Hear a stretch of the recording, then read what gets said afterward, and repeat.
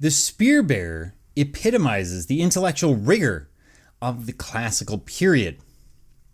What we're looking at is a sculpture of a warrior. Obviously, people who carry spears are usually going to be warriors, getting at that idea of the militarism behind a lot of these statues. And is one of the most frequently copied Greek statues. The original, of course, again, going to be in bronze. And here's the bronze version. So you see it doesn't have the stump behind it. The hand is not, or the wrist is not attached to the hip. So we get something that is going to be much more graceful in bronze than what we get in marble. Either way, the work embodies Polycleitus's, and he's the sculptor, idea or vision of the ideal male nude warrior. What he's doing is he actually creates an essay, and it's an essay that goes with another piece that's closely related. And this essay is on the canon of human proportion. What is perfection in the human form? Very similar to the idea of the perfection that we're looking at for bodybuilders, etc. So it embodies his vision of the ideal male nude. The piece is meant to accompany his treatise on the canon, the original name and culmination of the progress of large-scale stone statuary at the time. So he's trying to basically lay out what is the perfect human form, and then he's going to create it in the form of sculpture, which is what we're seeing here.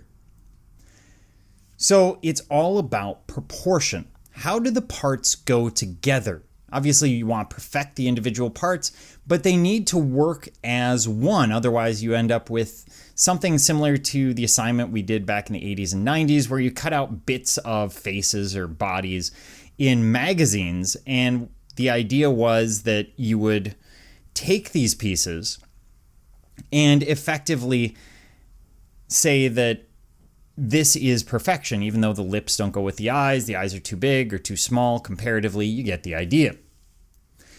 So when we look at it, the pose is meant to look fairly relaxed. It's giving us a great sense of contrapposto. And this reasoning is the same as I talked about earlier. It sets the body off. So we see these joints at different angles, as well as an S-curve down the body. It makes it more dynamic, more interesting to look at. This is really done through what's called cross-balancing.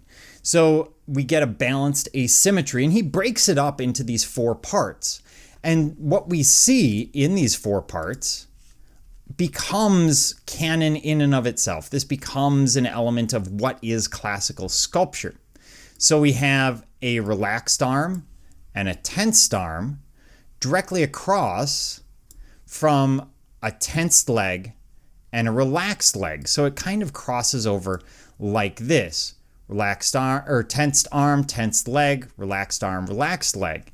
And then we have the body form itself. The implication is that he's walking forward, and this sets off the entire body. That contrapposto setting off the ankles, the knees, and the more we can articulate those joints, the more interesting, the more dynamic the piece becomes. We also see this very calm gaze off into the distance, giving us this sense of serenity, but we know that it's part of the severe style. They aren't adding emotion to these figures.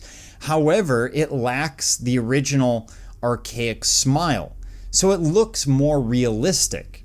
Now, whether it would have been clothed or painted, we know that it probably was painted, but it may also have been clothed, which is possibly why they're nude in the first place, or some examples may have been. The nudity is something that the Greeks are proud of. To them, civilization is about being able to be nude publicly. And that may sound very odd to us today, but we live in a very different society than they did. And the nudity wasn't actually public. You aren't walking the streets naked, but you would be nude, for example, in the gym on a regular basis, on your daily basis, when you go there to read books in the library, to work out, to take part in the baths. So what we get is this idea of perfection. Now, let me point out something. When we look at, for example, this girdle Above it, what you see is what I can best describe as muscular love handles. Do they exist? Maybe in some people, but would be exceptionally rare. It's an example of the Greeks pushing towards perfection. Also, we get in a sense of what perfection was to them, because the legs are definitely not as developed as the torso. And the whole piece actually centers on the pubic bone, places the pubic bone in the middle of the body, which means the legs are half the length. What they've effectively done is lengthen the legs and shorten the torso, creating this very top-heavy figure that's supposed to have more grace and elegance than what we would otherwise see. So we get this idea of the tensed and the relaxed working together to create a perfection that we wouldn't otherwise expect in Greek art. A perfection that today we tend to see amongst bodybuilders and people who are really trying to create a human form that isn't entirely human. I mean, think about it. When you see a big bodybuilder competition, those people don't look average. Those people arguably don't entirely look human. And there's a reason for that. They're aiming for that perfection that the Greeks are aiming for.